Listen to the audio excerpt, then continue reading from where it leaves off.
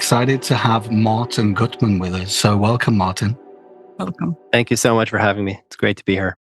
So Martin is the professor at Lucerne University of Applied Sciences and Arts in Switzerland and the author of The Unseen Leader. Before we get into how we connected and the book, etc., I just wanted to read a quote about the book. And I think you can tell me if I'm wrong. I think it was Adam Grant that put it quite nicely about your book. And it said, a provocative look at what history teaches us about leadership. And correct me if I'm wrong, that's why we connected in the first place. I know we're both authors on the same publisher. I mean, to be fair, I'm saying author tongue in cheek. I've written one chapter, whereas you've actually written a proper leadership book. So, and we obviously connected in terms of where we see leadership. And the book itself, what we really loved about it was the fact that it actually went into the history and it righted some wrongs, so to speak. And me being from the UK, I was actually chuckling quite a lot because I know there's, before we get deep into the history, the colonialism of it and the fact that these leaders are always put on a pedestal, and dare I say, they're always men of a certain type, They usually are, aren't they? Yeah. No, you're right. Thank you for that lovely introduction. Indeed, it was Adam Grant who had those very nice words to say about the book. And I don't know if you read my work first or I read yours first, but that's how we got connected. And it's great to have a conversation about that. So let's get into the book a little bit, if it's okay. You mentioned, one of the most famous leaders in terms of polar expeditions was Shackleton, right? And if you remember, I sent you a message, was it a couple of months back? We were in transit in the UK, no? Yeah. And we saw a new book, another leadership book about Shackleton, putting him on a pedestal and saying how great he was and all of this stuff. And then it's interesting, I've just read your book, and then off the back of that, I was like, okay, that's just not true. I mean, not true. It's a bit of a, there's room for interpretation here. But yes, I would argue, and I do argue in my book, that he is the wrong leader, or he's the wrong person to profile in a book about leadership. If you want to read about an exciting, near-death, dramatic experience a la Hollywood, then he's your guy. So not taking anything away from the drama in his life and his story. No, and why do I say that?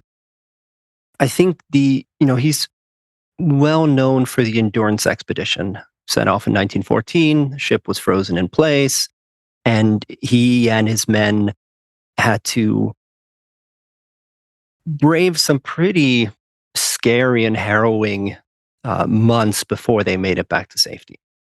And certainly there, I think once in that crisis, he displayed some real good leadership qualities.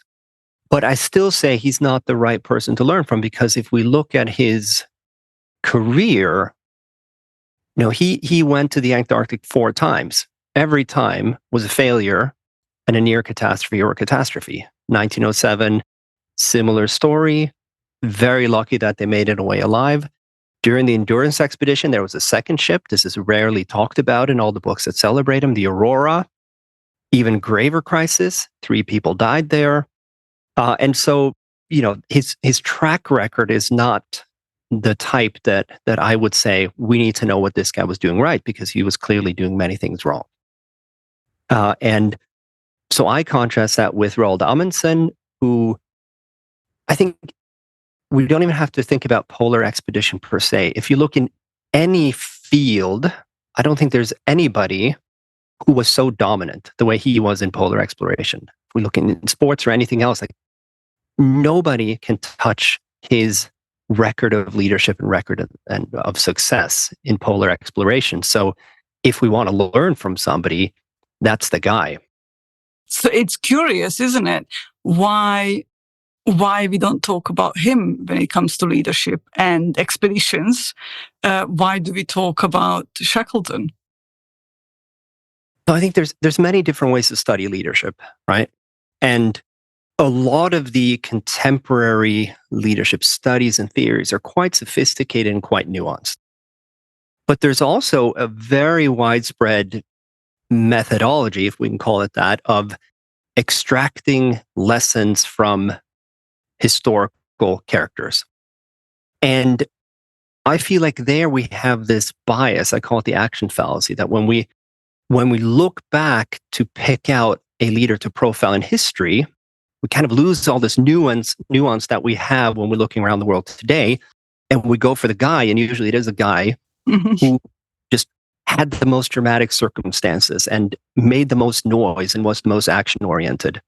Even if, as is the case for Shackleton, the reason there were so many dramatic circumstances is because they were self-inflicted. Right? In Amundsen, we kind of have the opposite. If you read his diaries and you read about his expeditions, it's actually pretty boring reading because it worked out exactly the way he planned it. And there were obviously some things turned out differently. He had to think on his feet. But even then, he made good decisions based on his research and based on his very authentic leadership style that also involved the input and the strengths of the people he was traveling with. And so his trips were pretty unremarkable, except that they were successful. Yes, so it looks like this human need for entertainment and living some excitement through the stories. But then also... Go ahead, sorry. No, I was just thinking also, who was writing stories and women at the time were not... they couldn't do much, could they? They were not even allowed to be educated most of the time. So it does make sense that we portray characters that look like us, well, people who are writing it. But then also, as Peter said in the beginning, it's the British colonialism at the time, and who is louder, who is more prominent, who publishes more, and all of that. Yeah. Exactly. But Mira, I think you bring up a really interesting parallel point, which is that I think we have this bias, this action fallacy. We like the people who made the most noise, the best stories, the most Hollywood-esque characters. But you're also right that both Amundsen and Shackleton were white men. So there we choose the one who was the most action-oriented of the two when we should be looking at Amundsen. But overall, the problem with history, as you say, is that we don't have such a detailed written record for a lot of the people who lived and a lot of people who influenced the course of history. So there's a lot of great leaders among, say, enslaved communities and among women in various movements in various regions of the world, where I'm convinced we could write really compelling leadership case studies, but there's just not the material there for us to do that with. So that is the problem. You have to work with what you have, and usually it is the white guys who wrote down everything they were doing, and therefore it's easier to go back and trace their lives and their decisions. Yeah, most of the times they were the ones who could write. So yeah. Well, talking about women in leadership, I really loved how you shared the experience of Gertrude Bell and her wonderful leadership, but it was also a challenge for her because she wasn't really put in the positions of power, so to speak. However, behind the scenes, she was pushing all the buttons. And I would classify her as definitely the female version of Lawrence of Arabia. However, I would probably call her Gertrude of Arabia, right? Because it sounds like from the history that she was a much better leader, had much more respect. I'll read a quote from the book that you shared, which is brilliant. It said, if the women of the English are like her, the men must be lions. Can you expand on that a bit? Yeah, so that was, a saying that preceded her. That was her reputation in the region. And no, as you've already suggested, this is another period in history, so not, or realm of history, not polar exploration now, but this very complex, very,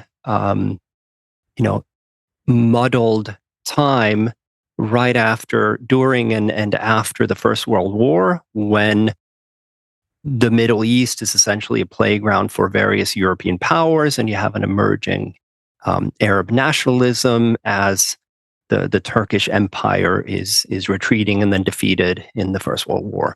So everybody's vying for influence here. And the man we remember from this period in this region, as you say, is Lawrence of Arabia, a bit of a Shackleton guy, loved riding camels with swords and guns in his hand. So great stories, very action-oriented. But he himself acknowledged that the person most responsible, and there really isn't one person, but the person most responsible for kind of enabling and launching a capable Arab state, which was Iraq, was the first to emerge in that sense, was Gertrude Bell, who was working in various roles in the British administration and knew all the players, spoke all the languages, and facilitated all the important meetings, always kind of behind the scenes. So she was a fun one to research and try to understand.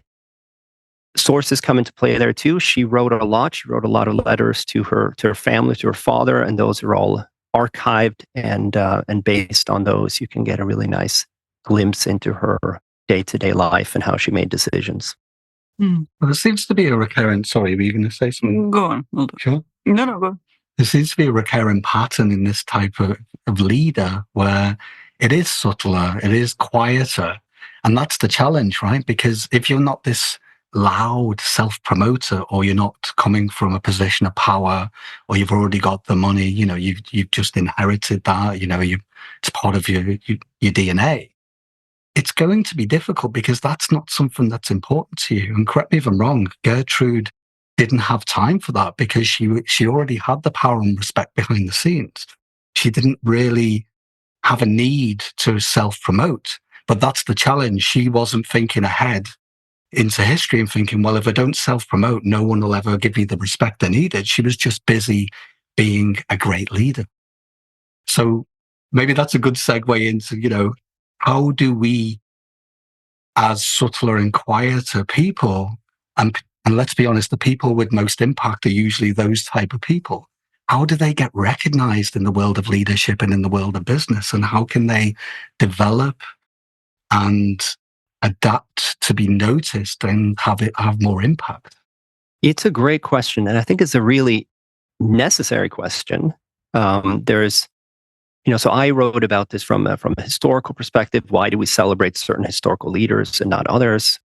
But there's a lot of contemporary research that essentially underpins what you're saying, which is that the people who act more and look more like our stereotypical leaders will also be perceived as the leaders and as the people whom we should credit for the successes of our teams and organizations. So a study I love is by Neil McLaren of Binghamton, who found that whoever speaks the most, regardless of what they say, is perceived as a leader in that situation.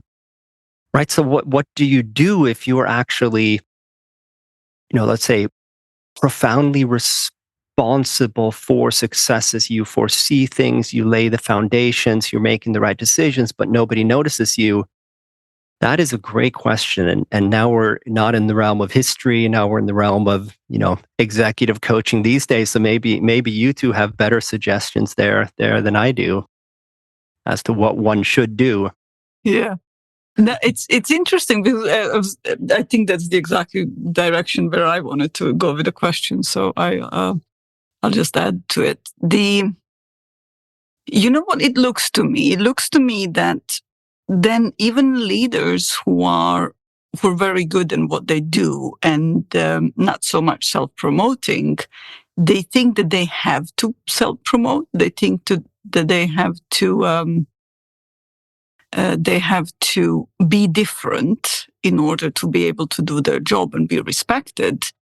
And this is where they maybe lose their power because then you spend, I'm not sure, but if these people from history that we were talking about spend more time self-promoting, maybe they wouldn't be as good as they were. They wouldn't be spending their energy on things that they were doing. And so I think now it's probably, responsibility on us to I used to talk about it as change of paradigm in leadership. Paradigm isn't changing. Leadership is how we actually start seeing it for what it really is, not what we thought it was. And then people will hopefully be able to recognize these real values and build those things within themselves. But also, so as a society, but also leaders should be comfortable being who they are, really.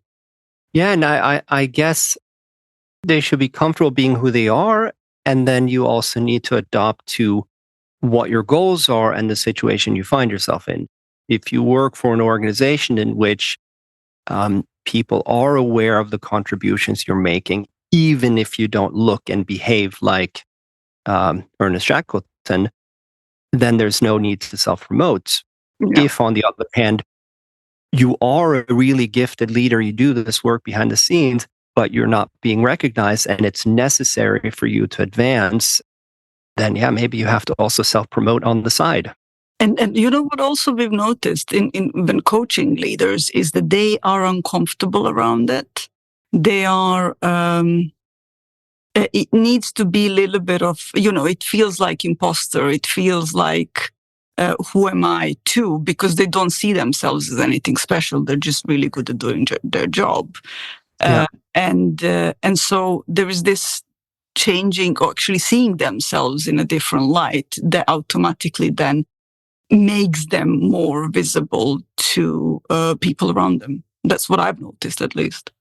We've got one example. I think it was our first privately run leadership development program. Was it back in 2020? Yeah. Just as COVID happened, actually. And one of our wonderful delegates, she said, in the group, because we were sharing stories and, what our take on leadership, I think it was quite early on in the program. And she said, I'm not really going to get into a position of power, into a proper leadership role, because I am too quiet. I'm careful. I'm considered. I like to process and reflect on stuff. And then we were like, okay. We were like, let's explore this. Is this really true? And to fast forward into the future, this person's already been in leadership roles multiple since. Yeah. And she realized that she could, as Mira was talking about before, it always looks like you cannot be yourself. You almost have to be inauthentic and shout above, shout louder than the person in the room. Otherwise, you won't be considered. Yeah. There is another take on it. But I do agree with what you said, Martin. You can be quiet and considered and listen to understand and be that same person in the room. But there is also some groundwork, and you still have to take action behind the scenes, cultivate and develop relationships. Otherwise, quite honestly, you will be left aside, Yeah. But it doesn't mean that you have to change and wear a mask to come into work, because I don't know about you two. I tried that very early on in my career, and it really wasn't a good fit. It was an absolute disaster, because I couldn't be who I was, and it just felt like wearing someone else's weird, wonky shoes. Yeah. It required too much energy, No, I can see that. I have not tried that myself. I wasn't in leadership roles earlier in my career, anyway, so I had no opportunity to play around with that. I think a bit of it is situational too, right? It's not to say that a responsive, action-oriented, loud style is always wrong. I mean, if your house is on fire or the equivalent in your business, sitting around and thinking about it might not be the right thing to do. So I think leaders need to have a broad toolkit and apply it accordingly.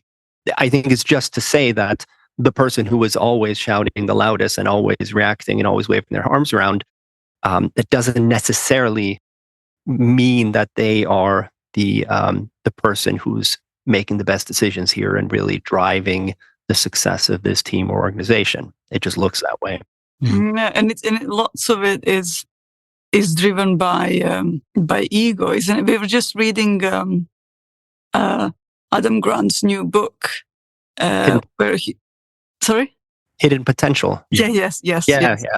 And where he talks about learning, and we see our ability to learn especially when you're a leader, and adjust. And it is really, really important leadership. I wouldn't call it a skill, but yeah, leadership attribute, I guess. Yeah. And so, and one of the things that he points out is that the only thing that really gets in the way of learning and being proactive is ego. That's a great insight. I think that's spot on. Yeah. It doesn't allow us to see our mistakes. It doesn't allow us to grow. It doesn't allow us to change our mind. It has a really protective role to who we think we are versus, and then it stops us from growing. And so it's really, for what we thought the leadership is, it was all about ego. But what we are actually seeing, it's not that ego is a bad thing. It's just that it's really being aware of it and being more comfortable being vulnerable as a leader. Yeah. I think that, my favorite leaders all combined humility with confidence. And I think to be a leader, you have to have a certain level of confidence in yourself, and kind of also that decisions you've made were the right ones. And if you question everything and are unsure all the time, that's probably not a good state of mind for a leader to be in. But I think that confidence has to be combined with humility. On many levels, both that as you say, the ability to learn, the ability to self-reflect, but also the awareness that on many questions or in many situations, you might not be the best placed person to make that decision or deliver that speech or whatever the case might be, but somebody else in your team is. So I think combining those two seems to be key. And I think that's also a rarity, right? And maybe you two know more about this, but it seems like that can be hard to cultivate in equal measures. It's a challenge. We were just talking with a university about some workshops we were going to do about exactly that. It is an art, and sometimes people naturally fall into it and they can do it, and quite often they can't. They need to develop that skill or that experience of knowing when they don't know. You don't know what you don't know. So, okay, if I don't know who is the best person in my team, who in my network could I reach out to and learn more about that? Maybe I could develop that skill. Maybe they could be a mentor to me or something like that. And we noticed that when we support early stage startups, for example, quite often there's a lot of, I don't know what I don't know, but then it's just that lack of awareness and no judgment. I was like that. We all have to start somewhere. But it's that challenge of, okay, when is the right time to reach out and who can I speak to? And as Mira said before, that's where the ego comes in, because it feels deeply uncomfortable to go, oh shit, I don't know what to do. Yeah. I'm clueless. Do I really want to share that with my team, with my co-founder? Because therefore I might look like I'm stupid. Right. And I think there's no escaping that, right? You said early on in your career, I think that's true for many people. But as you rise and the teams you lead and the challenges you deal with get more complex, you'll never, or probably rarely, be in the position where you understand everything and you have all the answers to everything. So I think getting comfortable with that is something you have to sooner or later, or you'll get yourself into some trouble. Yeah, in fact, all of the best leaders we've worked with, or we see as doing a great job and having impact, they're rarely comfortable. Just the older I get, the more mileage you get, or the more senior I get. I don't know a lot. It's not that they're stupid, right? It's just that they're really comfortable. Like, I don't know anything about this. Let's speak to the team. Let's collaborate. Let's explore it together, because I actually don't know about this topic, And you know what? This is what I think is what we perceive as confidence. Mm. Yeah. It's that being comfortable. Yeah, that's nicely put. I would agree with that. Yeah. It's brilliant how much we are learning, and I'm really happy about it. I'm happy that we are rewriting history. A book comes to mind of Stephen Fry. It was something similar topic, but yeah. So one of the things that I was also curious about is many people write about leadership and connected with history, and we mentioned in the very beginning. But what got you to do that? Like, what was the trigger for you to go in such a maybe not so popular topic? It's you're taking a different perspective on it. You're looking into some different things when it comes to leadership, something that it's not so mainstream, still not mainstream, even though, we do that, but it's not mainstream. So there are challenges there. And also, I mean, Peter as well.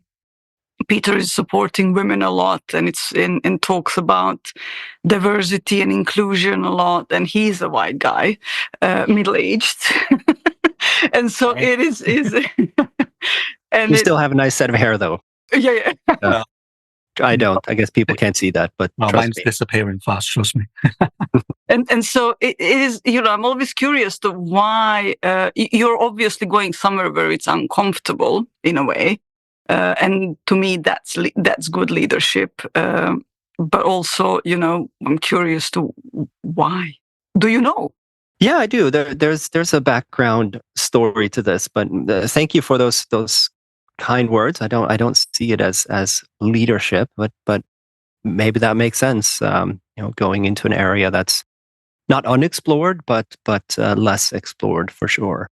I'm a historian by training. I got my PhD in history, and then through various quirks, as many of us have it in our lives, I ended up teaching at a business school, which I still do, different business school now, but that's been my teaching and research career has been in management faculties of business schools.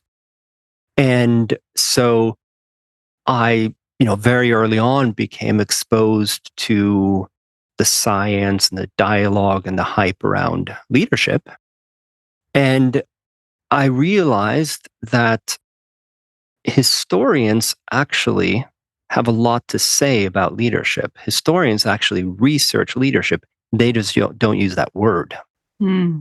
Right? It's an entirely different set of vocabulary, of jargon that's used among historians and among the organizational psychologists who study leadership in a management setting.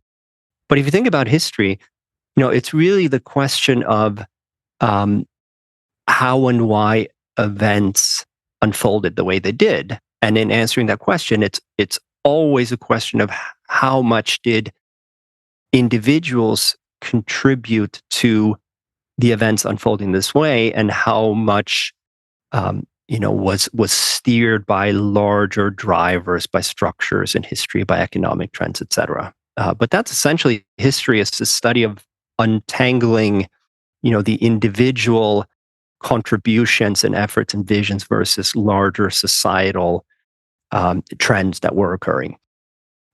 So I felt like, I'm actually pretty well prepared through my background to say something about leadership.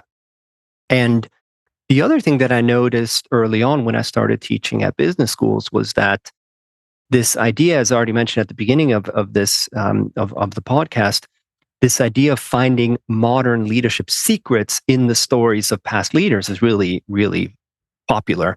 It's just that a lot of people who do it, not everybody, but a lot of people who do it, are not trained historians, and so come into it with a different set of assumptions and a different set of background knowledge about these events, and often they're just much more complex than they are in the Hollywood movies and the bestsellers. So I felt like there's an opportunity here for me as a trained historian to look more critically at the types of leaders we profile from the past to extract contemporary leadership lessons. And that was my motivation going into it. And anytime you're merging two disciplines, the potential for insights is huge, but you're also always entering a minefield, because usually you can get in trouble with both disciplines essentially for doing that. So, but I haven't yet, so I'm happy I did that. I'm also senior enough that I can I don't have to be concerned as I was earlier on. Well, I'm glad you were brave when you did it, because we really enjoyed the book. In fact, it's one of the best ones we've read of late. So well done for that. And I'm so glad actually, to we've hear it. already used many of these examples with our clients. So thank you. Wow, I'm so glad to hear that. That's great. No, and that's why, as you know yourself, that's one of the purposes of writing. One is, to get your own thoughts straight, but the other is to share something with the world. And if that resonates, then that's really one of the greatest feelings that you can have. So thank you for that. No, you're welcome. One of the other things we wanted to ask you about is you mentioned the busyness trap in your book. And it's something, well, it's a topic that Mira and I explore quite often with our clients, because whenever we work with a leadership team, any team for that matter, or individual leaders, the first thing we do is slow them right down, because there's a massive, this whirlwind of busyness. In fact, quite often when we're doing strategy events, it's quite uncomfortable for the leadership team because they're not used to going that slow-mo. And we kind of do it on purpose to get them to kind of, it rocks them a little bit, but then we explain it and we unpack why. And then when they see that they can have a little bit more of a few steps back before they jump into strategic action, or they want to reflect what the next 6 months or next year looks like, it's much better to do it from that way rather than this running like a rocket straight. Yeah. I can envision you, locking up the Post-its at the start of your workshop or something, and the leader's very nervously wanting to jot lots of things down and post them all over the walls, but they're not allowed to. So brilliant. No, I mean, I think the busyness trap fits in with what we've already discussed. This idea that especially in the Anglo-American culture, but this has been globalized a bit. We often fail to judge output and productivity and simply look at how busy, maybe not even how busy people are, but how busy they appear to be. And the same holds true for leaders and leadership. I think just like this study I cited that shows we assume the person who speaks the most has the most leadership potential. The same is true for busyness. So the people who are doing the most, whatever that might be, we assume that they have the most leadership potential. So it's definitely something to watch out for, and good for you for slowing people down. But I can see that could get quite uncomfortable. So. Oh, absolutely. Yeah, it's a challenge. You know what? One of the insights, one of these strategy sessions we've done some time ago with a group of leaders, team of operations team in a big company, and one of the managers came later on, had an insight and said, "You know what's interesting? Now I'm thinking that half of this, because operations is usually really hectic and there's always something going on and they can never leave their phone and they have to be online all the time." And she said, now I'm thinking, I think we also create lots of these challenges just because it makes us feel good when we solve them. It was brilliant insight. Yeah. Brilliant. Yeah, absolutely. No, I think space and unstructured time beyond just leadership. There's a lot of studies that essentially document.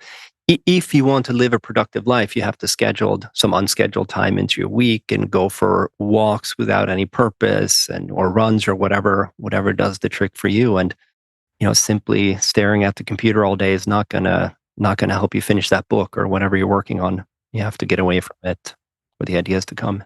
Yeah. Is there any other traps that we can mention here? So we mentioned the loudness and talking, and then we mentioned busyness. Is there any other traps that leaders could be more aware of? There's something actually that Adam Grant sent me after he read the book. He sent an article that he recommended, and it's by some colleagues of his. I'd have to look up who precisely, because it escapes me at this point. And but they talk about the plunging in bias, which is essentially that there's a tendency to start solving problems before we understand them. But all of these are kind of in the same boat, right? It's about reactive loudness, action, and not taking time, giving space, being quiet every now and then. The other thing that springs to mind as well is the lack of focus that we see generally. And, I'm guilty of it. We all are, right? But because digitization and the way the world is right now. But whenever we speak to teams of leaders and companies, that's one of the first things they tell us, that they're struggling to read books anymore. They're struggling to do research if they're involved in some massive program. There's always something else, something shiny, something new, or not even that. Even researchers that we speak to as part of the European Innovation Council, they're telling us that they don't feel like they can get deep enough into the research anymore. Whereas, a year or 2 years past, they could read 2 or 3 books at once. They barely get through the one. What's your take on that? Do you see that in your work? I mean, I don't know if this is a trajectory that we go through individually through our careers, and we also reach kind of a burnout stage, or a mild burnout, where we're less able to handle as much as we used to, or if circumstances, our work environment is changing. Probably a little bit of both. If I speak for me personally, and this is going in a slightly different direction, I mean, the thing that's most toxic to my focus, concentration, and productivity is definitely my iPhone. And I notice this most starkly when I think back to when I wrote my dissertation, which then became my first book this was between 2010 and 12. I was insanely productive because I had a cell phone, but it was, not a smart one, and I wasn't on any social media. So I would just sit down and write all morning, and I'd go for walks and stuff, but it was possible. And I find that quite challenging now, and I really have to be hard on myself to put my phone away and not check LinkedIn and everything else, and turn off the automatic emails. And so we're not, I'm not, certainly not the first to point this out, but I do notice with myself that I fall into that trap quite often of being way too easily distracted, and then I can't read as many books as I used to, or write as much as I used to. It's a challenge. I mean, we don't have the answer either, but what we point our clients to quite often is to take a step back and think about, what is it that's getting in the way? And exactly that. For some people, it can be as simple as rudimentary as locking your phone in a box and making sure that if that's the time to do your research or to write some pages for your book, the phone is not in the room. For some people that kind of works. But it's not just phones. I mean, we see people, there's a choice. There's a choice that comes into play. You could come home and the challenge is, if you've been working all day and you've got another job, or you've got a passion project, usually you might not have the capacity, or you feel tired. But then we see people go on Netflix all night for the next 3 or 4, 5, 6 hours. Whereas if you just spent a few hours doing what it is you're passionate about versus binging series, then maybe you might get some more done. Yeah, and I think people have to find the hacks or the methods that work for them. I find, a lot of it is about getting into a routine and developing good habits. So, if I've spent 30 days in a row getting up early and writing, I tend to write in the morning before the kids wake up and before I go to work. I have one of those jobs too, where when I'm at work, I don't actually do a lot of work. I have to do it in the fit it in. Of course, I do things, but it's a lot of committees and meetings, and these things are all important. But it's not the projects I'm passionate. So I have to fit those in on the fringes of my day. And if I get in the habit, then the 31st day is not really that challenging. But it's always that first day to get back into that writing mindset. And I think that's true of anything. If you haven't run for 7 years, the first day of training for a marathon is going to take a lot of motivation. Be painful. But it is interesting, and I think it's always, with all the stress and amount of information we are getting, and the news all the time, and I think Peter mentioned entertainment. I think our brains just want to go on to some mode where you don't have to think. It's that story again we were talking on the beginning, something that you get sucked into, and your life, your problems do not exist in that moment. Yeah, it's escapism, right? I mean, that has a time and place as well. Yeah. I love good movies and TV shows, but life was easier when you could just watch one episode a week, and it was at the same time. Again, with Netflix and everything else, it is quite tempting to go all out. Yeah. So we spoke about what leadership isn't and is, but when we look at the leader for the future, and based on what we know, who is that person? Like, what are some of the attributes of that person? How they behave, how they look? If we could create an avatar of somebody like that, I'm just curious. I think in terms of how they look,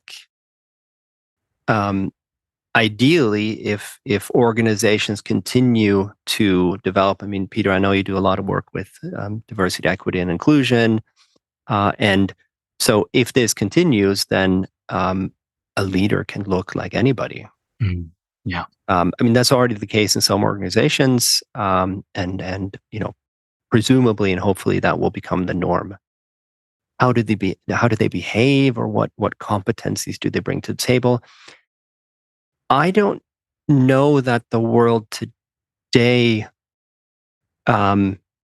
demands like a different set of behaviors or competencies than they ever have in the past, or they do now. I think it's these things we've already talked about: humility, an ability and willingness to learn, to grow, a certain level of confidence that you can stand by your decisions, but also if you do have to put other people in the spotlight, you don't feel like you're losing out. So confidence versus large ego, and then I think there's a lot of things we know that aren't even controversial. I mean, emotional intelligence and a certain amount of good communication skills, I think, will always be necessary. You can have all the right ideas and see the connections, but if you can't convey technical information in a simple way, but also persuade people, so both the kind of technical and the persuasive communication are key. I think the list goes on, right? But I think we know what these things are. I think it's more a matter of being able to accept leaders who look different from the classical, loud, brash white male, and also becoming better at training and developing leaders in all these facets. Because I think most of us are strong in some areas. Maybe you're a really good communicator, but your emotional intelligence isn't as high, or the other way around. And I think that's where people like you come in, who are doing your good work. Yeah. Yeah, I love what you said there. I mean, the future of leadership, what it sounds like, if history's taught us anything, is there's nothing new out there. It's just that the kind of skills that we need to develop are the ones that are actually not in the spotlight, right? And that's it, listening to understand. That's not shouting from the rooftops, or, blind self-promotion or dog-eat-dog competition. Not that competition's bad, right? You need that in a business if you're going to make profit and the like.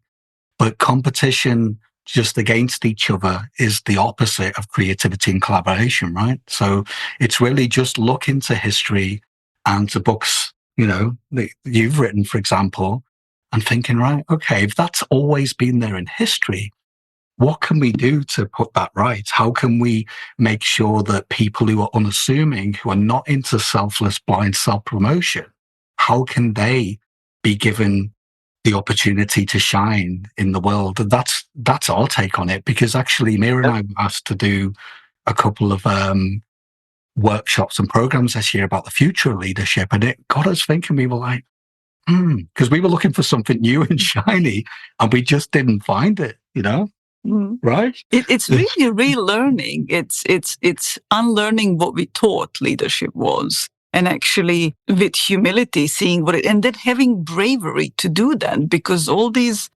old ways, so I don't know if I can call it that way, have been so ingrained in our minds, in our belief systems, that that it takes some bravery and discomfort and being vulnerable to actually do things differently.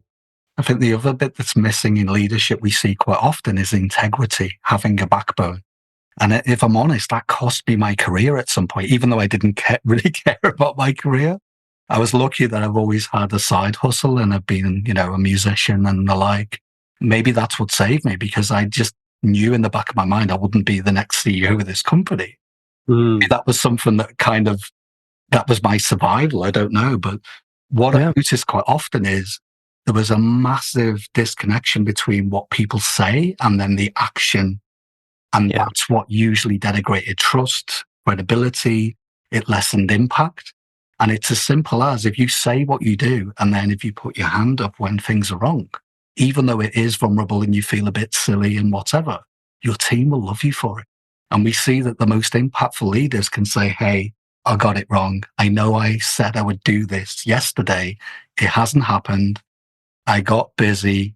I was getting pressure from above from my manager. I am sorry. And that's probably the most impactful thing we can teach anyone to do in leadership, because we sadly don't see it as often as we should. Yeah. Brilliant. Yep. Cool. Last thing, I'm curious. Did you not say, Martin, that you were going to do a TED Talk in Berlin? Yes. I will be doing a TED Talk in Berlin, indeed, at the at the beginning of next month. Yes. And what will be the topic for this one? It's essentially the short version of the book. Why we celebrate the wrong leaders and the horrific consequences that come from that fact. Cool. That's not the title yet, but something like that. Yeah. Okay. Now I'm excited to come back to Berlin. I had the great pleasure of living there for a short time many years ago, and haven't been back in years. So yeah, maybe we'll see each other in person in Berlin. Well, hopefully that would be great. Yeah, it'd be great to see you in person. So before we close this one, thank you. This has been a great episode. Where we've gone with this, I'm sure our listeners will like this a lot. Is there any parting wisdom, anything you want to say just to end it? It's always tough to give the final words of wisdom. Maybe one thing, I think so. I do a lot of running, and there's a lot of science on how to train smarter and become faster and develop your endurance. But at the end of the day, one of my favorite runners, he said, running is an experiment of one. Right? You have to read all this stuff because you can't figure it out on your own, what to eat and the training volume and your cadence and all this stuff. But you have to try it out, and some of it will work and some of it will not work for you. And I think just like running is an experiment of one, so is leadership. There's so much advice out there. A lot of robust studies about what you should do and shouldn't do. But at the end of the day, you are a unique person, and only you can figure out what actually works for you. You have to take the step to try to figure that out. But once you do, you are an experiment of one, and that, I think, can be a lot of fun. This is great. That's a great way to end. Thank you, because that's exactly how we see it. And we're really careful that when we're in, for example, mentoring mode, and someone says, hey, Peter, you've had more mileage than me. What would you do in this situation? I always say with a caveat, well, if I just told you what I did last time, that was like 10 years ago. I'm not quite sure that's going to save you right now. Let's explore your options. And exactly that, experiment. Let's see the role of leadership as permanent beta, right? Because yes, you can look at history, you can reach out and you can have a support network, but quite often you'll have to try many things before that's a really good fit for you, if that makes sense. Yeah. Wonderful. Yeah, that makes a lot of sense. Well, great. This has been a wonderful episode. Thank you very much, Martin. Thank you. It was a pleasure. Yeah. Thank you, Mira and Peter. It was a great pleasure. Thanks a lot.